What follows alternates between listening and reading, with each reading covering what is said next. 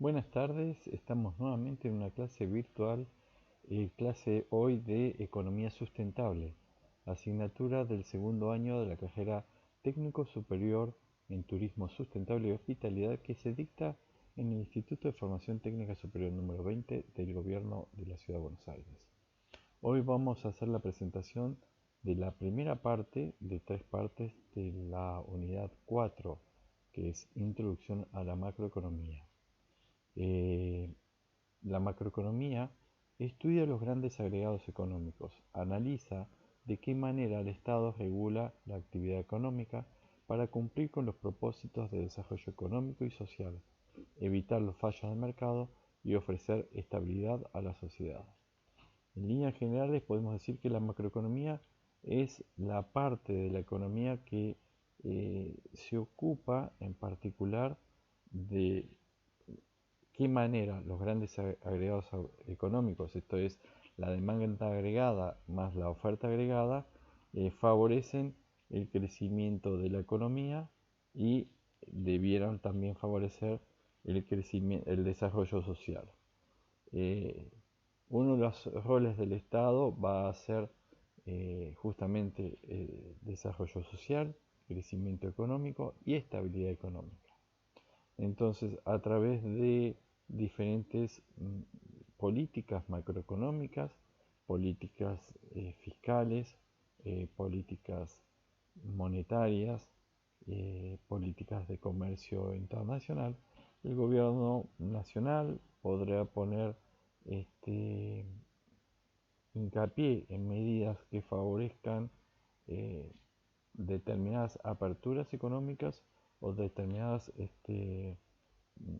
políticas de proteccionismo económico para favorecer el ingreso de mercadería o para favorecer la producción de mercadería local, para favorecer determinados desarrollos, inversiones económicas, para generar condiciones mínimas de calidad de vida para la población.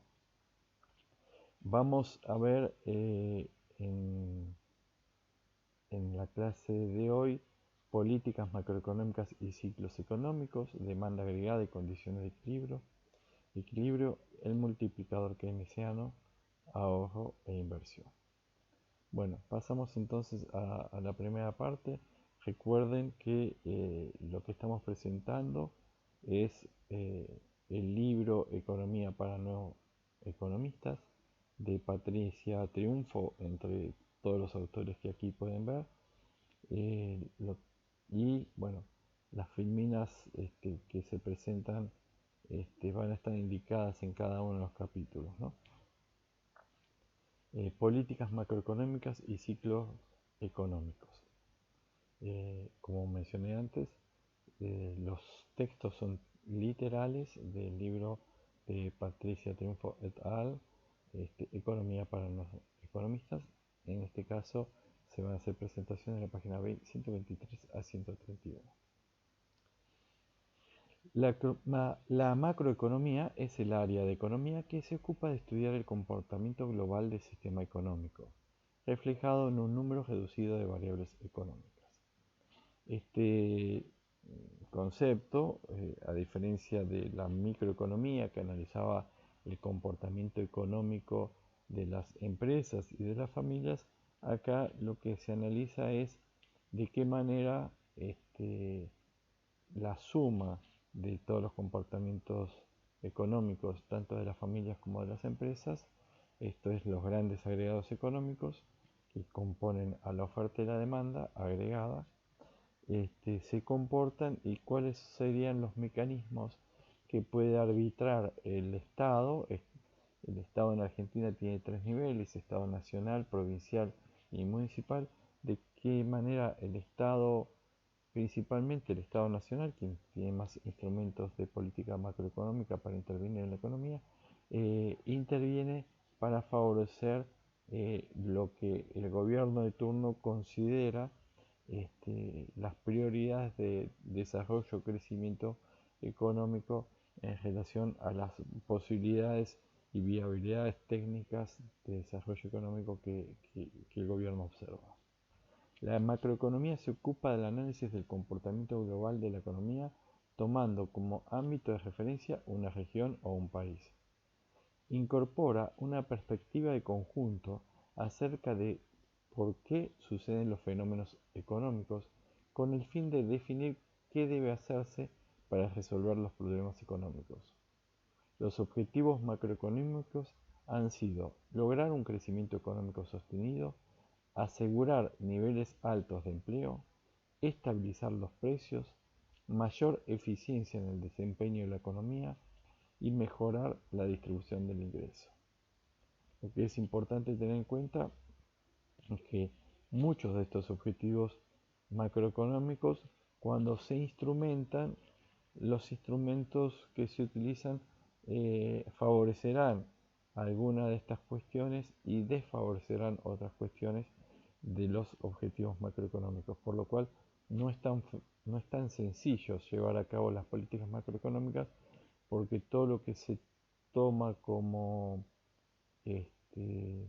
instrumentación para beneficiar tal política suele tener efectos colaterales que perjudican otros aspectos de la economía. Las políticas económicas o macroeconómicas constituyen un conjunto coherente de instrumentos y acciones que se proponen para alcanzar los objetivos macroeconómicos que se consideran prioritarios. Constituyen un conjunto coherente de instrumentos y acciones sería el ideal de las políticas macroeconómicas. Desde mi punto de vista, muchas veces no existe ni tanta coherencia ni ni siquiera concordancia entre algunas políticas macroeconómicas que se toman y otras. Pero bueno, lo vamos a ir viendo paso a paso. El equilibrio fiscal es uno de los instrumentos de políticas económicas, es el balance entre los ingresos y los gastos del Estado.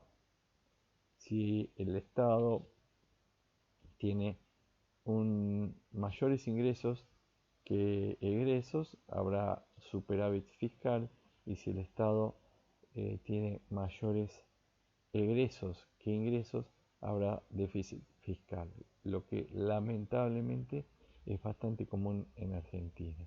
El déficit fiscal per se no es malo, el problema es eh, que no puede ser sostenido de manera permanente, como ha sucedido en los últimos años en la política argentina, y por otra parte tampoco es del todo conveniente una política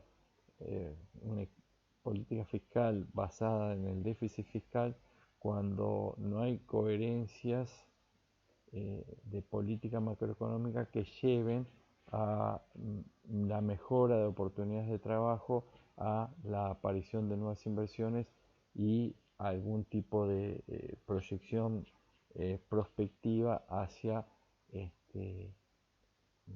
saldar ese desequilibrio y lograr un balance entre ingresos y egresos. Esto que mencionaba antes, es decir, el déficit fiscal podría momentáneamente en algunas políticas macroeconómicas ser adecuadas cuando tiene un límite, un lapso de tiempo en el cual se volvería al equilibrio.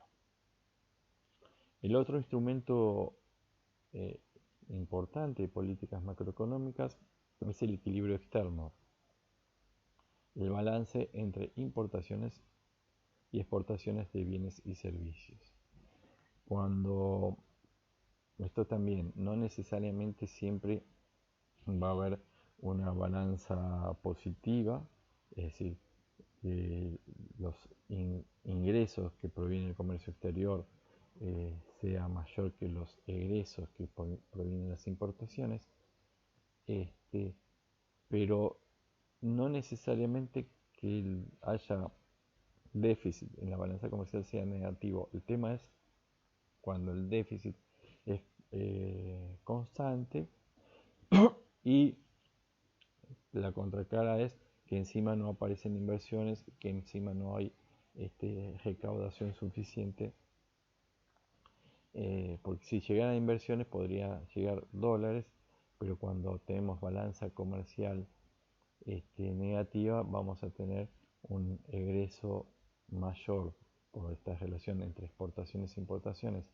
Si se importa más de lo que se exporta, vamos a tener un ingreso mayor de divisas que las que ingresamos.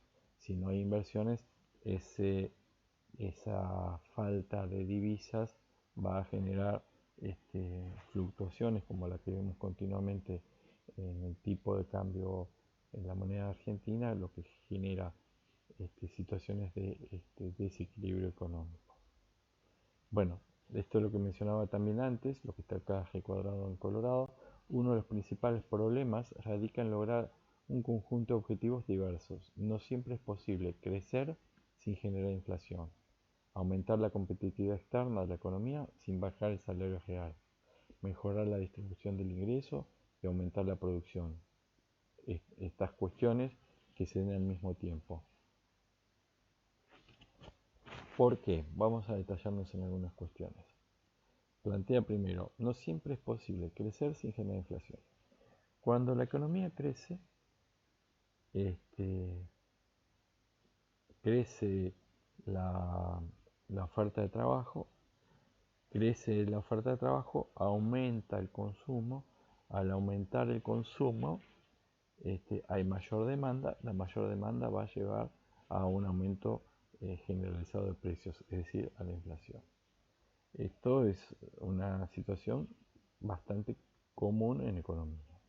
Por otra parte, para aumentar la competitividad externa de las economías, es a veces conveniente, a veces es factible aumentar la competitividad externa, por ejemplo, que para Argentina para otros países les sea conveniente comprar Argentina cuando, por ejemplo, el salario real en Argentina en relación a las divisas extranjeras sea muy bajo. Entonces, si los salarios son bajos, la producción argentina en el exterior va a tener niveles más amplios de competitividad.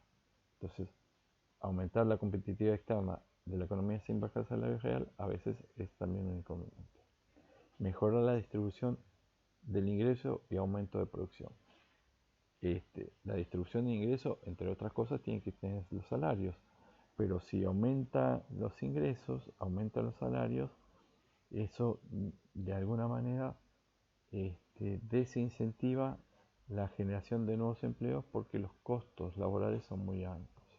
Entonces son cuestiones contradictorias que se trabajan siempre desde un punto de vista de buscar un equilibrio, buscar la mejor cuota de ganancia en relación a las decisiones de política macroeconómica que se tomen.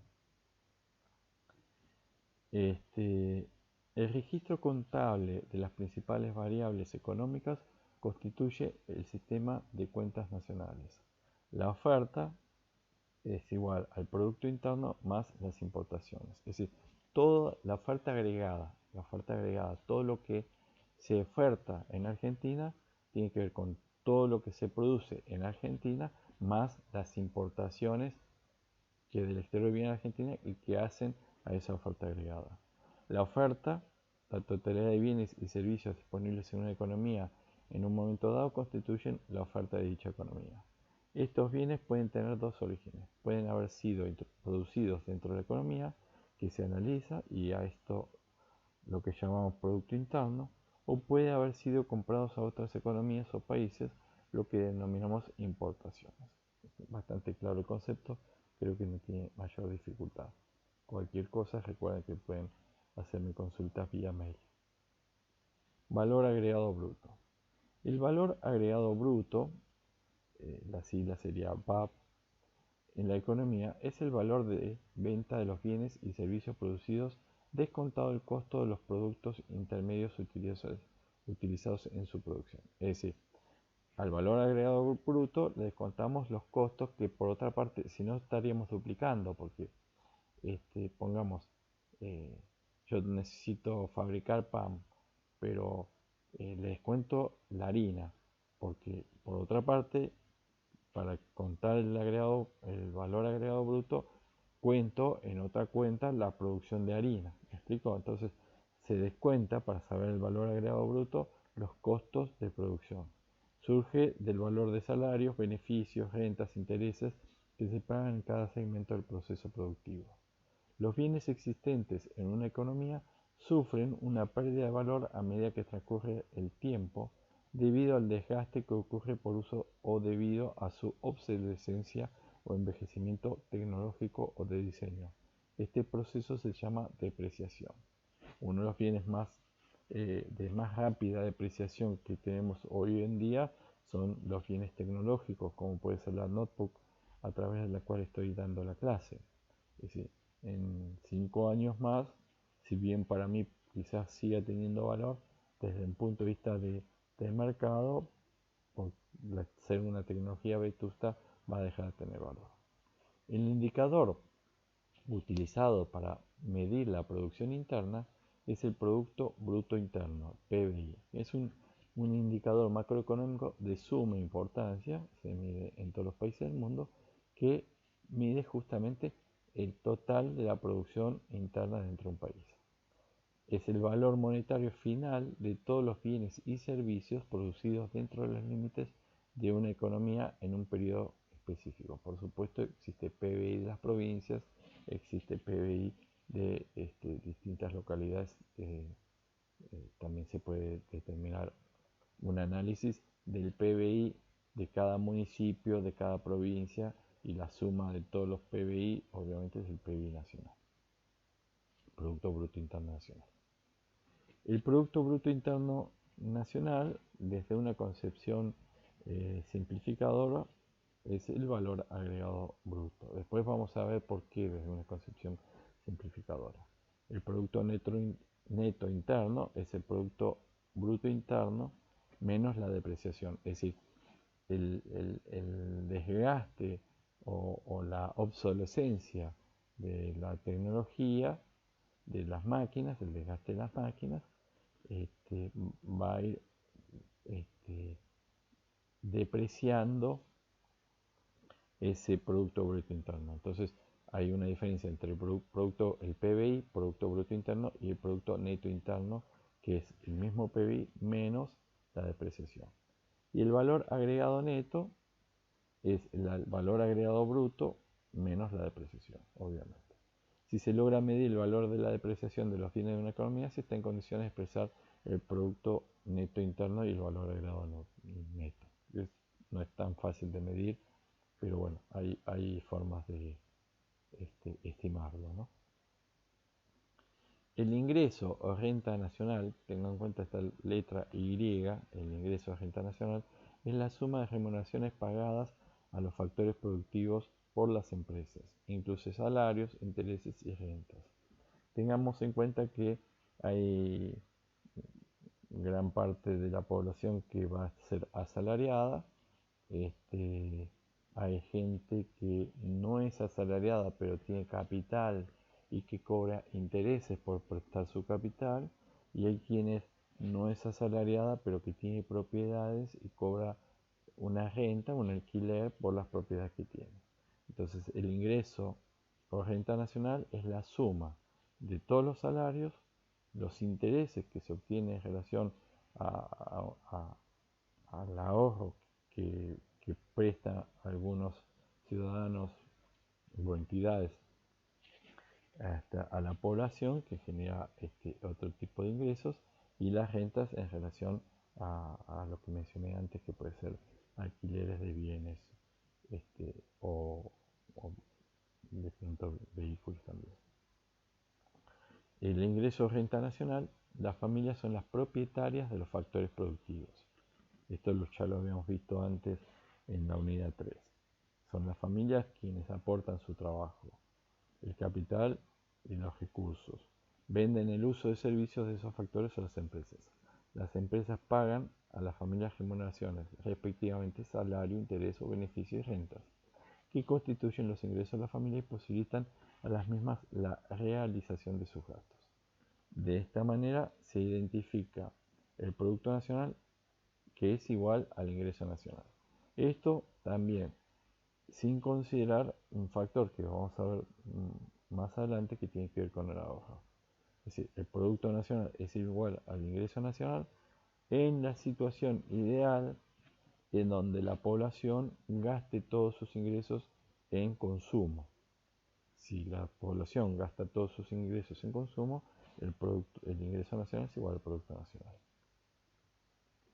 El Producto Bruto Nacional, PBN, es la producción total generada en un periodo de tiempo por las personas físicas o jurídicas que gozan la condición de residentes en un país o región sin importar dónde estén radicados, o sea, aun cuando estén radicados en el extranjero. De manera que si el PBI, el Producto Bruto Interno, se le resta el ingreso de residentes extranjeros en el país y se le suma el ingreso de los residentes en el país que obtiene el extranjero, se obtiene el Producto Bruto Nacional. Acá lo que hacemos para entender la cuenta nacional, esta cuantificación de la cuenta nacional, es descontar lo que los extranjeros producen en Argentina, pero sí sumar lo que los residentes en el extranjero ingresan a Argentina. Ese es el Producto Bruto Nacional.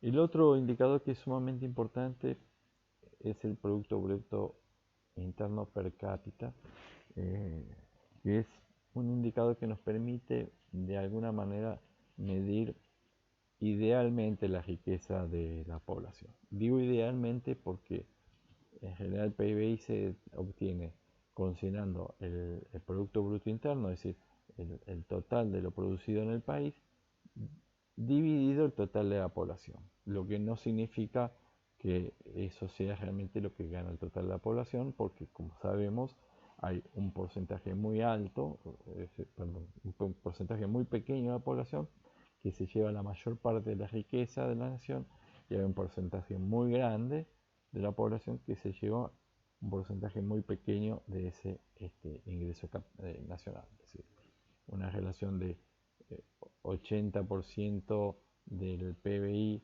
queda en manos del 20% y el, el 20% del PBI queda en manos del 80% de la población. Una relación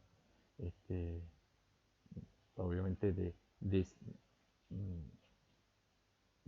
no igualdad en relación a los ingresos de la población, algo que es más que obvio. El PIB per cápita es el valor promedio de la producción interna por habitante de la economía. Resulta, por tanto, de dividir el PIB de una economía entre el número de habitantes de la misma. El PIB per cápita es un indicador útil porque precisamente permite identificar capacidades o posibilidades de producción proporcionadas al tamaño de la población de los países. Esto significa que un país como Uruguay, recordemos que los autores de este libro son uruguayos, tiene un PBI per cápita de pronto más mejor que otros países de Latinoamérica que tienen un PBI mayor, pero que la realidad que dividido el total de su población no es tan mayor. El PIB per cápita es un indicador que señala la posibilidad de disponer de cierta cantidad de bienes y servicios que tienen los habitantes de una economía, pero no indica efectivamente estén disponiendo de ellos. Esto es lo que mencioné antes, es decir, es un promedio, pero ese promedio no indica que todos ganemos ese promedio. Hay quienes ganan por debajo del promedio, hay quienes ganan bastante por encima del promedio. El PBI real o constante. Puede haber dos razones diferentes por las cuales aumenta el Producto Bruto Interno de una economía. Puede que se haya generado más cantidad de bienes y servicios, por lo cual las personas tendrían más bienes y servicios a su disposición, o puede haberse producido un aumento de precios de los bienes y servicios ya existentes, cosa lamentablemente muy habitual en Argentina. Entonces, el PBI en Argentina crece en pesos porque hay una alta inflación en pesos. Entonces, desde un lugar uno puede decir sí crece porque a valor nominal de la moneda pesos hay crecimiento. Pero si nosotros descontamos lo que es el aumento por inflación, podemos ver que no ha crecido tan significativamente como crecieron los precios. El PBI a precios corrientes representa el valor de la producción de precios existentes en el año en que se realiza la producción. El PBI a precios constantes refleja el valor de la producción expresada en base a los precios vigentes en el año que se toma como base. Esta es por una diferenciación de un PBI real o constante en relación a la diferencia de precios. Las variables reales o precios constantes son aquellas a las cuales se le descuenta el efecto de la variación de precios con el fin de que reflejen las variaciones de las cantidades de bienes y servicios producidos. En realidad, a mí me interesa conocer el PBI real, porque el PBI, el Producto Bruto Interno nominal, que surge de analizar el crecimiento en relación, por ejemplo, a la moneda pesos, no es del todo cierto en cuanto que sube la cantidad nominal de moneda generada por la economía argentina, por la producción de todos los bienes y servicios. Esperen un minuto que corto un minuto. Esperen un minuto, disculpen un minuto. Bueno, ahí cortado. Voy a cortar acá el teléfono. Perdonen por la interrupción. Me fui de tema, discúlpenme. Es el PBI, si yo tomo el PBI y considero el aumento de precios por inflación, obviamente voy a tener algo que no es del todo cierto en relación a que no significa aumento, crecimiento económico, aumento de la producción de bienes y servicios. Para eso tengo que considerar el PBI variable, es decir, descontado la variación de precios producidos por la devaluación en la inflación. Un concepto importante en economía es conocer el concepto de índice. Índice básicamente es un porcentaje. Un índice es un número que muestra cuánto ha variado un promedio a lo largo del tiempo. Pues, el promedio se multiplica por 100. Por ejemplo, como vimos en el capítulo 1, el índice de los precios al consumo. El índice del precio al consumidor refleja la variación promedio de los precios de los bienes y servicios que compra una familia típica. El cociente entre el PBI nominal y el PBI real, expresado en forma de índice, da lugar a un índice de precios llamado deflactor del PBI. Este es el deflactor del PBI es lo que me permite interpretar de alguna manera ese proceso inflacionario. Esta refleja la variación de precios ponderados por las cantidades de bienes y servicios producidos y no por la cantidad de bienes y servicios comprados por las familias, como en el caso del índice de precio de consumo. Una cuestión es cuánto consumieron las familias este año respecto al año pasado en cantidades reales y no en gastos dinerarios por aumento del PBI. La tasa de crecimiento. La tasa de crecimiento refleja la variación del producto a lo largo del tiempo. Cuando se calcula la tasa de variación del producto a precios constantes o producto real, se está midiendo cuánto ha variado la cantidad de bienes y servicios producidos.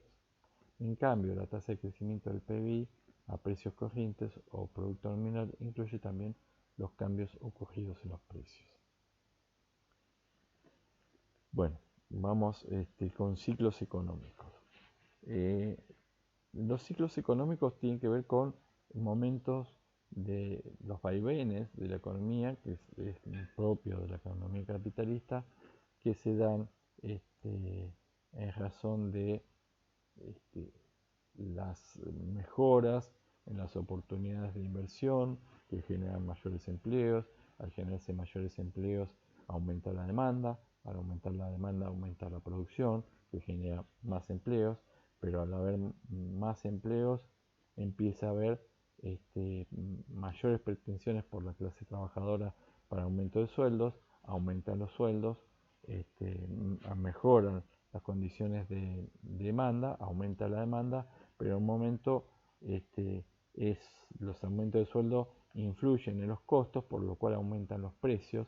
Al aumentar los precios se genera primero un momento de quiebre, de corte, de aumento de la demanda, empieza a bajar la demanda por aumento de precios, eso genera menos producción, la menos producción va a generar baja de la demanda, va a haber un sobrestock de oferta, por lo cual se baja todavía más la producción y eso lleva a un momento mínimo de producción, que es una caída de la economía, que favorece, porque de manera relativa bajan los salarios, favorece nuevas oportunidades de producción y vuelve a este crecimiento económico.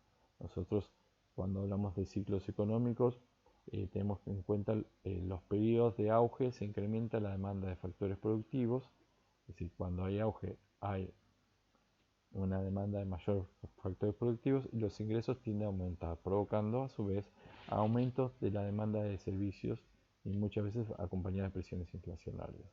El periodo de crecimiento, de recesión, sucede lo opuesto. Hay pérdida, caída de la demanda de factores productivos, caída de los ingresos y un impulso a la baja en los precios, una deflación sería. Cosa que extrañamente en Argentina no es tan común, pero sí ha habido algunas veces que hay deflación, es decir, caída en los precios. Los ciclos económicos son las fluctuaciones más o menos regulares en el nivel de la actividad económica. Está compuesto por 4 fases. Expansión, cuando aumenta la actividad económica. Cima, en la parte superior, cuando la máxima producción indica el fin del periodo de crecimiento, es decir, crece, llega a la cima, ahí estamos y empieza la recesión cuando disminuye la actividad económica y fondo, la mínima producción señala el fin del ciclo. En los periodos de recesión aumenta el desempleo de los factores productivos y los ingresos tienden a bajar, porque todo lo que sobra, es decir, si aumenta el desempleo, sobran trabajadores, aunque parezca cruel decirlo, eso hace que lo que se sobreoferte baja de precio, en este caso bajan los salarios. Determinados menores niveles de demanda, porque los salarios se han achatado, no hay salarios suficientes para aumentar la demanda y hay exceso de oferta, lo que lleva a un parate de la economía. La recesión es un descenso de la producción en ingreso, en el empleo y en el comercio, que dura habitualmente de 6 meses a un año y viene acompañado por contracciones generales en muchos sectores de la economía. Nosotros en Argentina lamentablemente tenemos una situación que se llama estanflación, que es recesión con inflación, que es bastante, es sumamente negativo obviamente, no es tan común, aunque lamentablemente para la realidad argentina es bastante recurrente, en donde supuestamente desde la teoría económica la recesión lleva aparejada una caída de precios y en Argentina por diferentes factores no llega a darse. Los estudios sobre los ciclos económicos han definido los mismos en base a diferentes criterios. Por ejemplo, ciclos económicos de larga duración o ciclos de Kondratiev se definen como variaciones de inversión asociados a procesos de cambio técnico. Duran alrededor de 60 años. Son algo que se da en relación a los grandes cambios económicos. Yo creo que estos tiempos con la aceleración de los cambios tecnológicos se van a ir acortando. Los ciclos económicos de media duración o ciclos de negocios duran entre 6 y 9 años, fueron definidos por Shula. Los ciclos de onda pequeños o ciclos de Kitching duran aproximadamente 40 meses y se asocian al ciclo de stock de mercaderías. Esto tiene que ver con lo que mencionamos antes de crisis económicas que son bastante recurrentes lamentablemente en Argentina. Se entiende por tendencia la dirección de la evolución de la actividad económica en el mediano, 5 a 6 años, o en el largo plazo, más de 10 años. Bueno, esto es un cuadro de los ciclos económicos en Argentina.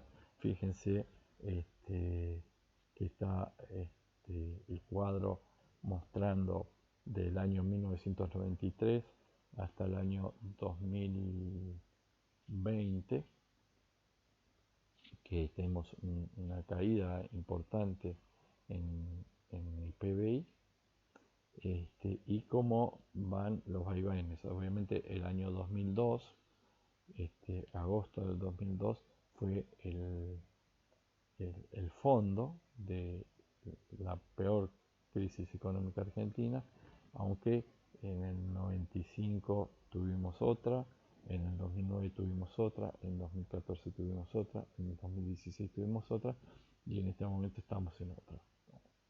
Vamos a ver cuándo salimos de esto, pero la que tenemos actualmente está bastante compleja de resolver. Demanda agregada y condiciones de equilibrio. Bueno, estos vamos a presentar páginas del libro de Patricia Triunfo, Economía para no economistas, de la página 131 a 139. Demanda agregada. La demanda agregada es la cantidad total de bienes y servicios que gastan todas las unidades de consumo de la economía, familias, Estado y sector externo. ¿Por qué menciono este sector externo? Porque tiene que ver con las exportaciones que nosotros hacemos. El ingreso nacional o renta nacional y es la suma de los ingresos que reciben las familias por ser propietarios de los factores productivos, trabajo, capital y recursos. Los ingresos percibidos por las familias son los que permiten que éstas realicen gastos en la compra de bienes y servicios que ponen la economía.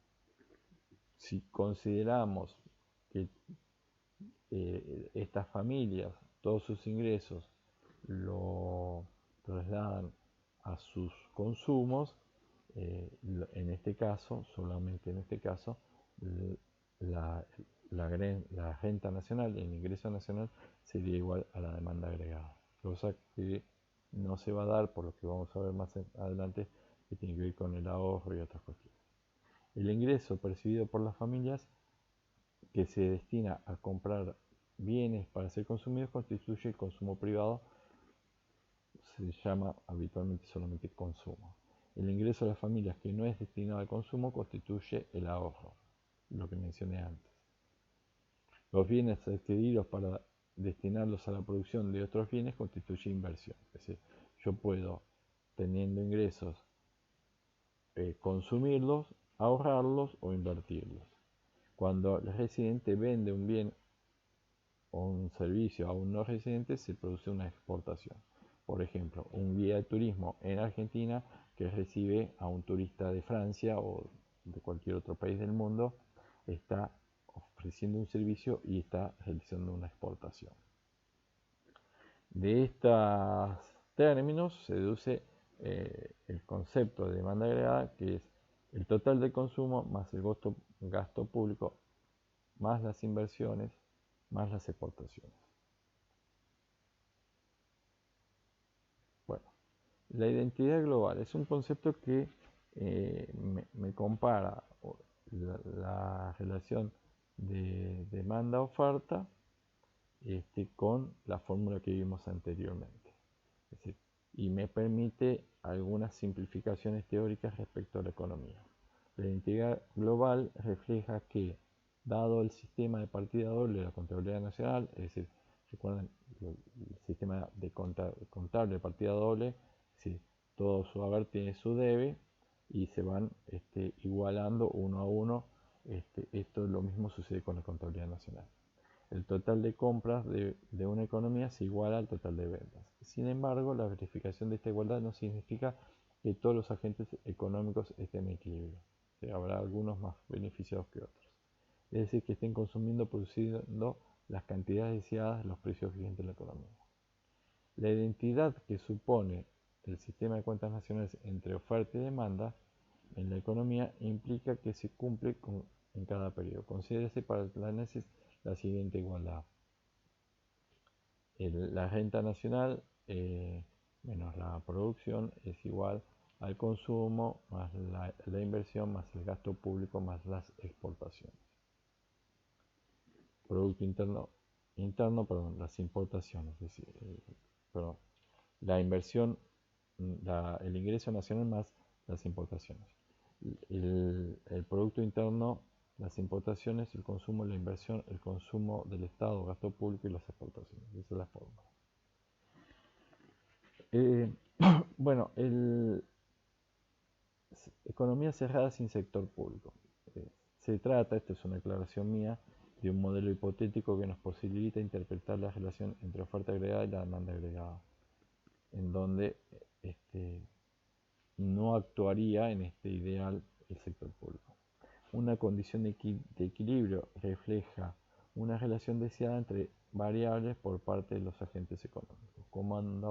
Lo mismo que hablamos en la unidad 3 respecto al equilibrio de precios entre oferta y demanda. Ahora lo vamos a analizar en relación al equilibrio entre la demanda agregada y la oferta agregada.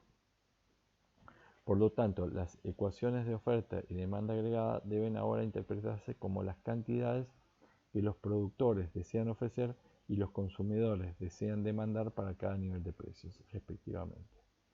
En economía cerrada sin gasto público, las funciones de oferta agregada y demanda agregada serán las siguientes. Oferta agregada es igual al ingreso nacional y la demanda agregada es igual al consumo más la inversión. Por lo tanto, el equilibrio de la economía, o sea, aquel estado en que todos los agentes producen y consumen las cantidades deseadas a los precios vigentes, viene dado por oferta agregada igual a demanda agregada. Por lo tanto, considerando que el ingreso nacional es consumo más inversión, identificamos a el ingreso nacional y como algo igual al Producto Bruto Interno. Resulta una economía cerrada, sin gasto público, donde el Producto Bruto Interno es igual al consumo más la inversión. Esta es una simplificación que permite plantear esta cuestión de equilibrio global. O sea, el producto de la economía es igual a la suma de la demanda agregada por consumo e inversión en esta situación ideal. El consumo, sin lugar a dudas, depende del ingreso nacional. La relación que existe entre consumo e ingreso se conoce como función de consumo. F, entre paréntesis, Y, es función de consumo. El consumo privado es siempre el mayor de todos los componentes del gasto. ¿Sí? Dentro de las economías es el consumo privado el que más motoriza el movimiento de la economía nacional. El tipo de consumo determina una clasificación especial de bienes económicos. Cuando los bienes desaparecen por el acto de consumo o desaparecen en un corto plazo, se los denomina bienes de consumo no duradero o bienes perecederos. Por ejemplo, todo lo que es alimentos. También todo lo que es servicios, servicios son consumos perecederos. Cuando los bienes pueden ser consumidos durante largos periodos, se les llama bienes de consumo duradero, como pueden ser los inmuebles, lo que hace la infraestructura, etc. Cabe señalar también son consumidos los servicios que mencioné antes. El equilibrio entre consumo y gasto. Este es, recordemos, lo que hablábamos sin intervención del sector público, y en este caso no estoy considerando el ahorro, la inversión. El consumo aumenta a medida que aumenta el ingreso. 1 a 1. Esto es un ángulo 45 grados. Por lo tanto, es una función positiva creciente del ingreso. Si aumenta el ingreso, aumenta el consumo. Si aumenta el consumo, aumenta el ingreso. Si todo el ingreso se destinara al gasto de consumo, ambas variables serían idénticas. Y la podremos representar gráficamente como una recta que parte del origen con una inclinación de 45 grados. En este caso, el consumo sustituiría toda la demanda agregada. Acá el gráfico está un poco deformado porque yo lo modifiqué y queda deformado el ángulo 45 grados, pero estamos hablando de justamente 1 a 1. Aumento el consumo en 1, aumento el ingreso en 1, produce un aumento del consumo en 1. Bueno, con el multiplicador keynesiano a baja inversión terminamos la primera parte de la unidad 4 de introducción a la macroeconomía, nuevamente en los textos de Patricia Triunfo y el resto de los colaboradores del libro Economía para no economistas, de la página 139 a 145, que vamos a ver a continuación. En lo que llama ley psicológica fundamental, Keynes señala que las personas no gastan todos sus ingresos, ya que parte de ellos son ahorrados. Entonces, toma esta ecuación que tiene que ver con justamente el comportamiento de gran parte de la sociedad.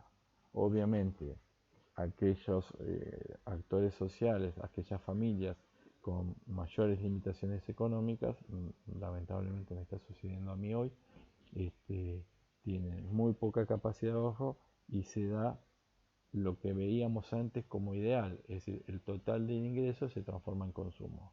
Pero en realidad, para aquellos grupos familiares, sociales con mayor nivel de ingresos, gran parte de esos ingresos se transforman en ahorro y muchas veces parte de esos ingresos se transformarán en inversiones. Entonces, acá empieza a aparecer el enfoque keynesiano del consumo, que modifica o interpreta nuevas variables a la teoría clásica de la economía en relación al consumo, ya que no todo lo que ingresa se traduce en consumo. El consumo resulta más estable que el ingreso de las personas, porque las personas tienden a satisfacer sus necesidades con cierta cantidad de bienes y los cambios de estos hábitos, que son culturales, son lentos. ¿Qué quiere decir esto? Mi canasta de alimentos, lo que yo voy a comprar al supermercado, lo que yo voy a comprar a la verdulería, a la carnicería, a la pescadería, habitualmente, mes a mes, siempre el mismo. No varía, aunque varíe mi ingreso. Esto es lo que está mencionando. De esta forma, a medida que aumenta el ingreso de las personas, el consumo aumenta, pero en menor proporción. ¿Por qué? Porque yo estoy habituado a consumir tales alimentos, tener tales hábitos de comidas y de consumos, y cuando mi ingreso aumenta por encima de mis necesidades, puedo aumentar algunos consumos, puedo cambiar, como se mencionaba en la unidad 3, de consumir polenta a consumir de pronto más otro tipo de alimentos, pero no cambia en la misma proporción que cambia mi ingreso. Es decir, parte de ese ingreso se va a destinar al ahorro. De esta forma, a medida que aumenta el ingreso de las personas, el consumo aumenta, pero en una menor proporción. Eso es lo que se quiere decir.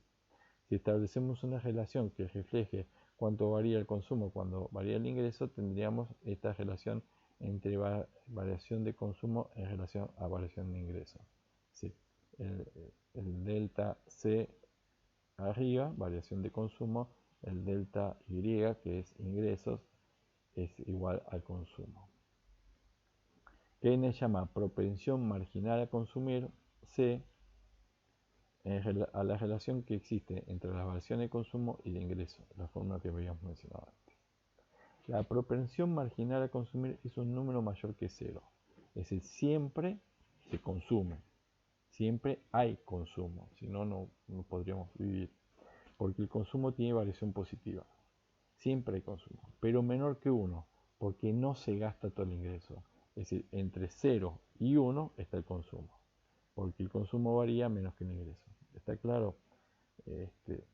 Yo tengo, en el caso de algunas personas, todo su ingreso se convierte en consumo, pero en el promedio de la economía general hay personas que no consumen todos sus ingresos, por eso la relación es entre 0 y 1. La pendiente está determinada por la propensión marginal a consumir. Si la pendiente va a ser más próxima a 45 grados y va a ser de 45 grados en aquellas familias de menores recursos que no tengan capacidad de ahorro, que todos sus ingresos lo, lo transformen en consumo, y la pendiente va a ser cada vez más aplanada en aquellas poblaciones de mayor nivel adquisitivo, donde gran parte de eso obtienen como ingresos no se transforma en consumo, sino que se puede transformar en ahorro o de pronto en inversión. En el enfoque de Keynes, el consumo tiene dos partes. Una parte autónoma, que no depende del nivel de ingreso, esto es lo que tiene que ver con los hábitos de consumo, y que representa el consumo necesario que aseguran que las personas estén vivas aunque no perciban ingresos. También hay, después lo vamos a ver en el gráfico siguiente, mi hija, este, los adultos mayores de pronto tienen consumos que están por encima de sus ingresos. Dicho de otra manera, es el consumo que existe cuando el ingreso es cero. La otra parte es la que sí depende del nivel de ingresos según la proporción establecida por la propensión marginal a consumir, que era esta relación entre variación de consumo y variación de ingreso, como se ve acá la fórmula, ¿no? Vean el gráfico, deténganse en el gráfico. Es decir, acá tenemos una línea de edades, 0, 20, 60, 80 años. En 65 años estaría dada la jubilación. Hay un nivel de ingresos creciente, pero entre los 20 años y los 65 años, la población, gran parte de esos ingresos no los transforma en consumo. En una visión keynesiana, el consumo es una función inestable porque no es directamente proporcional, varía en relación a lo que varía el ingreso y a la propensión marginal de consumo. Entonces, volvemos. En una visión keynesiana, el consumo es una función inestable que varía con el ingreso corriente, aunque menos que proporcionalmente, entre 0 y 1, lo que mencionábamos antes. En cambio, para los clásicos, el consumo es estable a lo largo de la vida de la persona, lo cual no se verifica en la realidad. En versiones recientes del enfoque clásico, como la de Milton Friedman, se ha planteado que la función de consumo depende de la riqueza permanente y no del ingreso. Esto tiene que ver con el concepto de el ingreso en toda la vida activa de las personas, ¿no? Keynes dice que el aumento de consumo, cuando aumenta el ingreso, es menos que el proporcional al aumento de este. Estas son las fórmulas que vimos que tienen que ver con la propensión marginal de consumo. Es decir, mi ingreso, si aumenta mi ingreso, va a aumentar mi consumo, pero no de manera directamente proporcional, un poco menor, porque parte de ese ingreso nos va a ser gastado en consumo. La riqueza permanente está formada, esto es lo que advertía Milton Friedman, la riqueza permanente está formada por todo el acervo de propiedades, capital humano, adquisición, de educación y cultura, ingresos que poseen las personas. Este es mi capital, también es mi conocimiento. Este acervo suele ser más estable a lo largo de la vida de las personas que sus ingresos. Las personas suelen además gastar menos que su ingreso en sus años de madurez productiva, cuando sus ingresos son mayores, con el fin de ahorrar para sus años de vejez.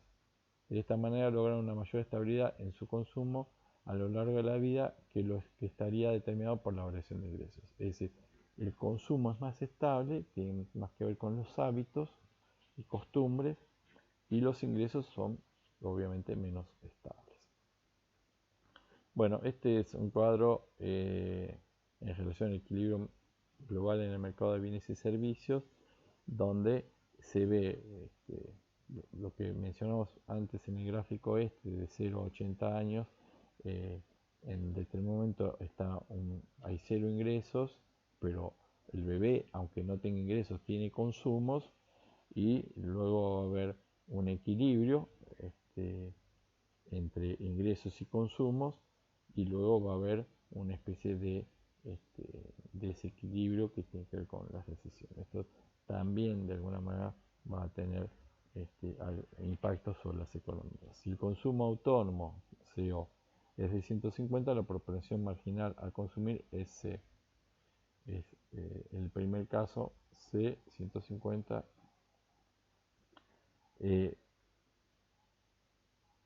da, perdón, ¿dónde estoy? La inversión es autónoma a igual a 300. Este es en el segundo caso. Bueno, punto de equilibrio. Recuerden que los puntos de equilibrio son sumamente importantes establecer porque nos permiten delimitar momentos de inflexión en la toma de decisiones económicas. En relación a los ingresos y lo que es el consumo, sí, una de las cuestiones que va a preocupar a las economías es que no haya sobreoferta, porque la sobreoferta genera de pronto problemas por producciones que van a ser no rentables, porque al haber sobreoferta sus precios bajarán y de pronto no se está satisfaciendo la demanda, por lo cual hay de alguna manera despilfarro o deseconomías que generan grandes problemas en la inversión y en el trabajo. Y lo que me interesa es encontrar los puntos de equilibrio, que son aquellos donde se maximiza la relación entre, en este caso, ingresos y consumos. El punto de equilibrio está dado por el punto en el cual el ingreso es igual a la demanda agregada, es decir, el total de ingreso en relación al total de consumos. En este ejemplo, ese punto corresponde a un ingreso de 1500, el que está puesto acá. Ingreso de 1500,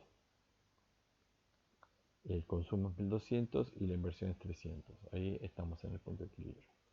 En la penúltima columna se presentan las diferencias entre ingreso y demanda agregada.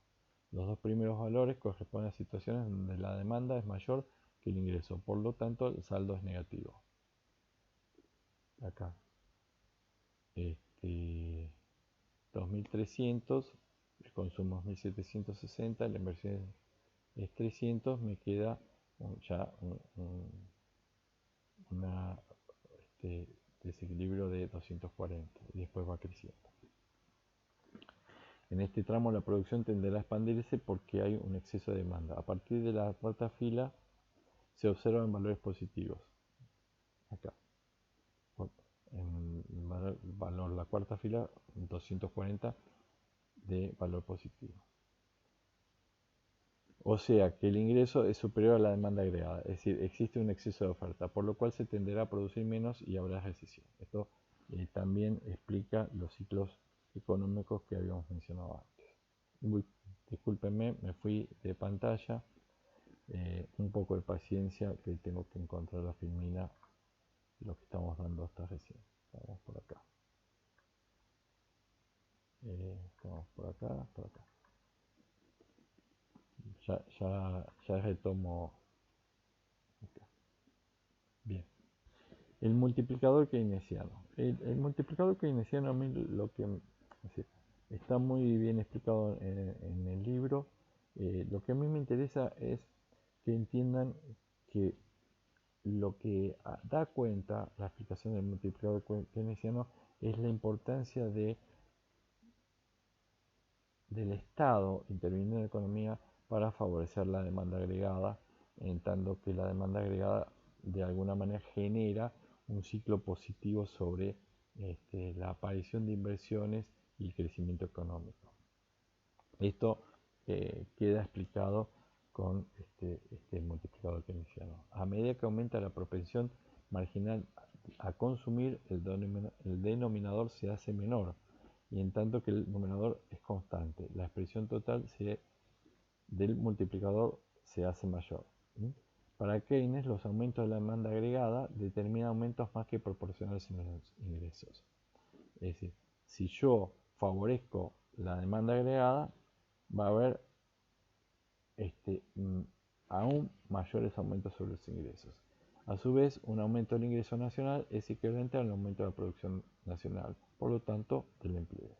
Sí, eh, salir, en este caso, Keynes lo que va a plantear es, en situaciones de recesión, intervenir en el Estado a través de subsidios, a través de inversiones de infraestructura para generar este, posiciones de empleo, para generar posiciones que favorezcan la aparición de ingresos que fomenten esa demanda agregada, que por otra parte va a tener repercusión directa en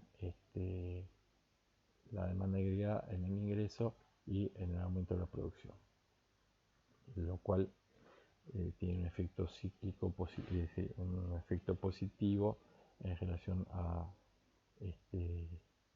el aumento de empleo. Cuanto mayor sea la propensión marginal a consumir, mayor será el efecto multiplicador sobre el ingreso. Es decir, cuanto más, más la población tenga esa propensión de consumir, el ingreso influenciará más en la demanda agregada. Si nosotros, en la situación ideal que habíamos visto al principio, todos nuestros ingresos se transforman en consumo, sería 1 a 1. En el caso de la realidad, como parte de la población, parte ahorra, no se da ese 1 a 1. Entonces repito el último párrafo. Cuanto mayor sea la propensión marginal a consumir, mayor será el efecto multiplicador sobre el ingreso, que se derivará del aumento de algunos o varios componentes de gasto o demanda agregada. El multiplicador keynesiano del gasto autónomo, designado generalmente con la letra K, fácil para recordar keynesiano, queda reflejado algebraicamente en la expresión 1, que es el constante, dividido 1 menos el consumo. Recuerden que no se consume todo.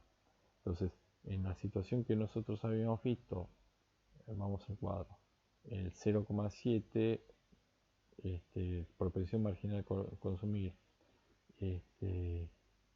y propensión media a consumir, si nosotros tenemos, volvamos acá, 0,7 me va a dar 1 dividido 0,3, por lo cual me da 3,3 periodos, y si es mayor, 1 dividido 1 menos 0,8 me da un crecimiento de 5, lo cual genera obviamente mayor demanda agregada, mayor crecimiento, mayor oportunidad de empleo.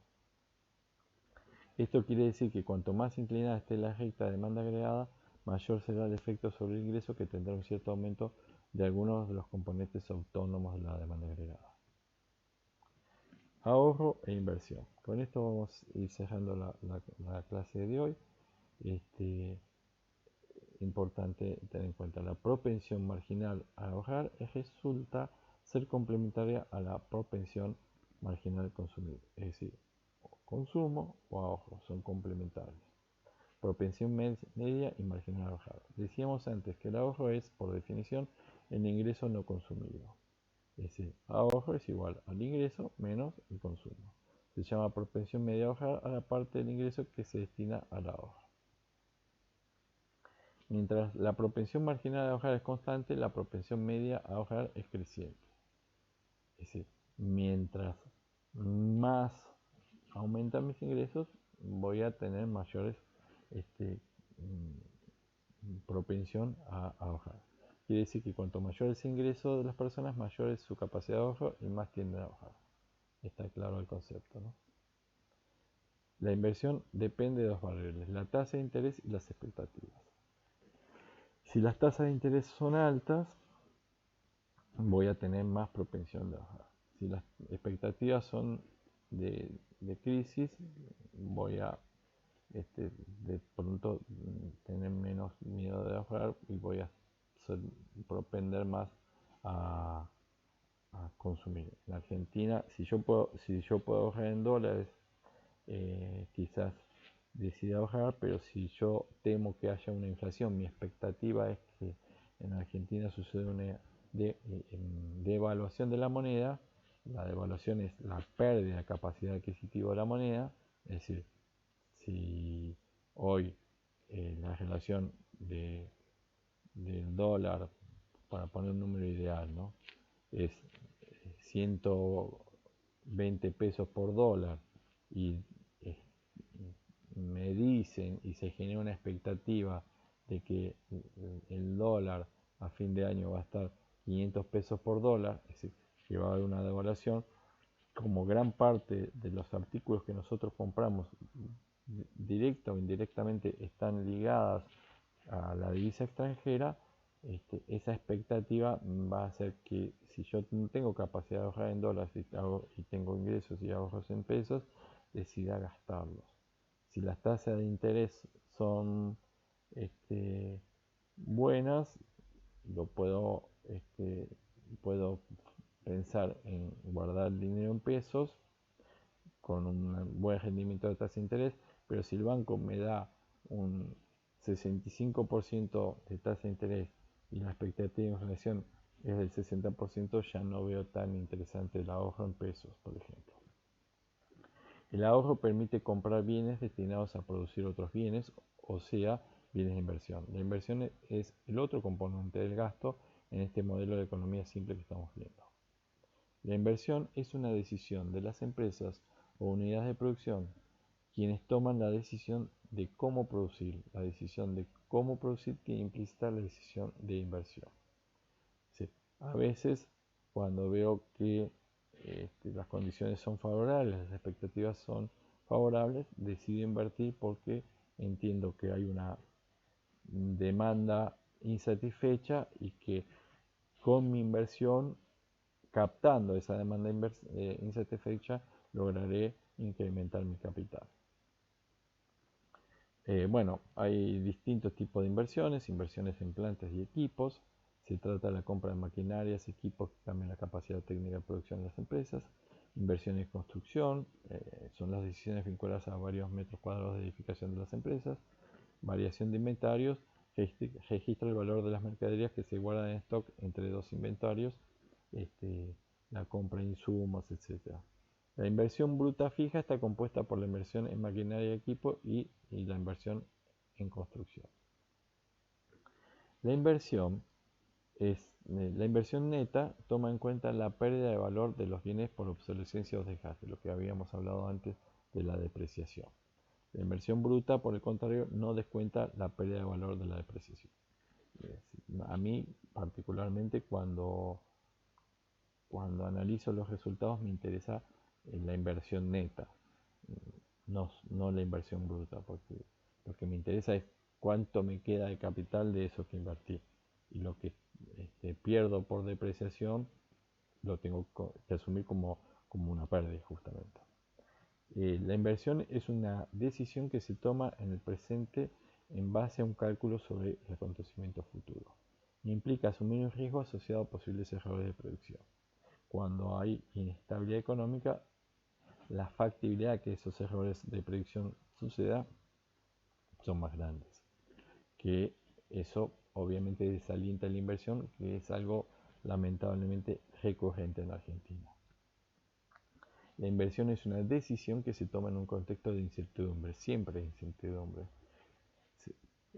Aunque, bueno, dice Keynes, porque debemos suponer los precios futuros de los bienes que hoy compramos y la rentabilidad que producirá. Es decir, yo produzco considerando el presente, estimando el futuro, pero claramente no tengo la bola de cristal, y en economías estables, como puede ser economías de países escandinavos, la predicción es un poco más segura. En el caso de Argentina es bastante más imprecisa. Las expectativas son las intuiciones positivas o negativas que se poseen sobre el estado futuro de los negocios. Desde mi punto de vista, lo importante de entender esto desde el punto de vista del concepto macroeconómico es que uno de los roles sumamente importantes del Estado, en este caso el Estado nacional, pero también de los estados provinciales, es generar condiciones de estabilidad que favorezcan las inversiones, de estabilidad que generen o disminuyan la incertidumbre acerca de lo que nos espera del futuro. Si el gobierno nacional decide cambiar a través de impuestos de renta inesperada o, o aparición de impuestos como el impuesto país, la resolución general FIP 4815, etcétera, etcétera, donde va cambiando continuamente las reglas de mercado en relación a la intervención del Estado en la economía, genera costos eh, adicionales a la inversión que son estimados de manera, como en Argentina son recurrentes estas medidas que toma el Estado Nacional, este, nosotros evaluamos en las inversiones sobre costos que no son vigentes, pero que consideramos que pueden suceder porque ya han sucedido en la economía argentina. Entonces, este, las inversiones pasan a ser poco rentables porque tomamos parámetros para protegernos a los posibles cambios de política fiscal, en este caso que mencioné antes, este, sumamos costos que de pronto no existirían en otras economías, lo que genera menores márgenes de rentabilidad, lo cual hace que la inversión sea menos atractiva. Por otra parte, la inflación, obviamente los niveles tan altos de inflación como los que tenemos nosotros, también hace difícil la predicción de cuáles son los precios a futuro, por lo cual también eh,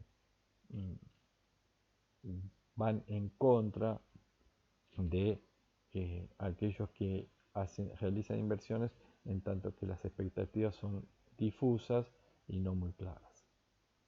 Bueno, con esto sí terminamos la clase de hoy. Primera parte de las tres partes de economía macroeconómica, introducción a la macroeconomía. Seguiremos en la siguiente clase con equilibrio macroeconómico y luego el análisis del sector público, concepto de tributación, el gasto público, equilibrio fiscal y política fiscal. Bueno, muchísimas gracias por su atención. Voy cerrando entonces la clase de hoy y quedamos para el próximo encuentro. Muy buenos días.